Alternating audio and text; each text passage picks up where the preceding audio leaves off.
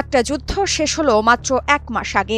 রক্ত মুছতে না মুছতেই আবার নতুন যুদ্ধের হুমকি। অবশেষে জানা গেল ইসরায়েলের আসল উদ্দেশ্য।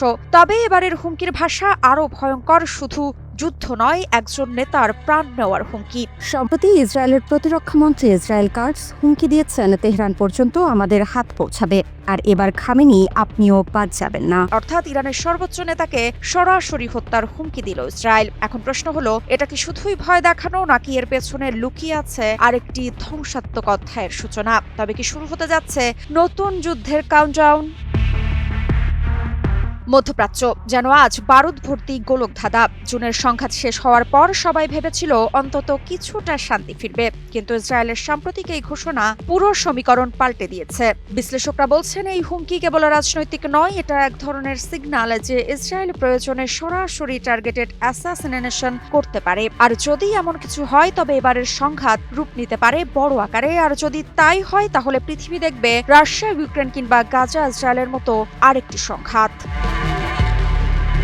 এদিকে ইসরায়েলের মন্ত্রীর এই হুমকির পর নড়ে চড়ে বসেছে গোটা মুসলিম বিশ্ব।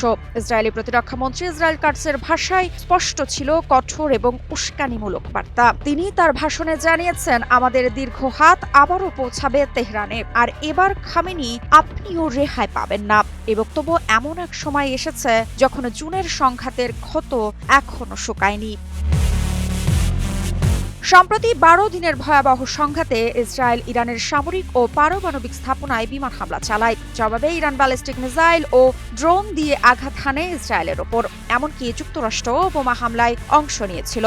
শেষমেশ মার্কিন মধ্যস্থতায় যুদ্ধবিরতি হলেও উত্তেজনার আগুন আসলে নেভেনি, বরং ছায়ের নিচে লুকিয়েছিল। সেই আগুনে আবার জ্বলবে গোটা বিশ্ব। তবে প্রশ্ন থেকে যায়, কেন এই ভিন্ন হুমকি?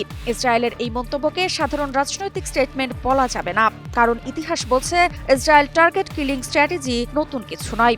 হামাস, হিজবুল্লাহ শীর্ষ নেতাদের ক্ষেত্রেও এমন ঘটনাও ঘটেছে। এবার যদি সেই তালিকায় ইরানের সর্বোচ্চ নেতা খামেনির নাম ওঠে, তাহলে তা কেবল ইরান নয়, পুরো মধ্যপ্রাচ্যে রক্তের স্রোত বইয়ে দেবে। তবে ওয়াশিংটনের জন্য এটি এক বিপজ্জনক সমীকরণ। যুক্তরাষ্ট্র একদিকে ইসরায়েলের নিরাপত্তা নিশ্চিত করতে চায়, অন্যদিকে ইরানের সঙ্গে পূর্ণাঙ্গ যুদ্ধ এড়াতে চায়। এদিকে ইরান চুপ করে বসে থাকবে না। রাশিয়া ও চীনের সমর্থনে পিছে থাকায় ইরান প্রক্সি যুদ্ধের দরজা খুলে দিতে পারে সিরিয়া, ইয়েমেন, লেবাননে। ফলে একটি হুমকি থেকে শুরু হতে পারে আঞ্চলিক যুদ্ধ, যার প্রভাব জ্বালানি বাজার থেকে শুরু করে বিশ্ব অর্থনীতিতে প্রভাব পড়বে। এখন মূল প্রশ্ন, ইরানের প্রতিক্রিয়া কি হতে পারে? তেহরান যদি সামরিক প্রস্তুতি বাড়ায় বা নতুন মিসাইল টেস্ট করে, তাহলে ইসরায়েলের পাল্টা জবাব কঠিন হতে পারে। একমাত্র স্মার্ট সিটি বসুন্ধরা, আধুনিকতায় এক ধাপ এগিয়ে।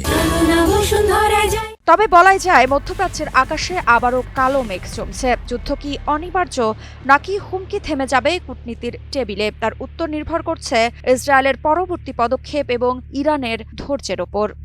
মৃত্তিকা সিনহা বিশ্বাস, নিউজ 24।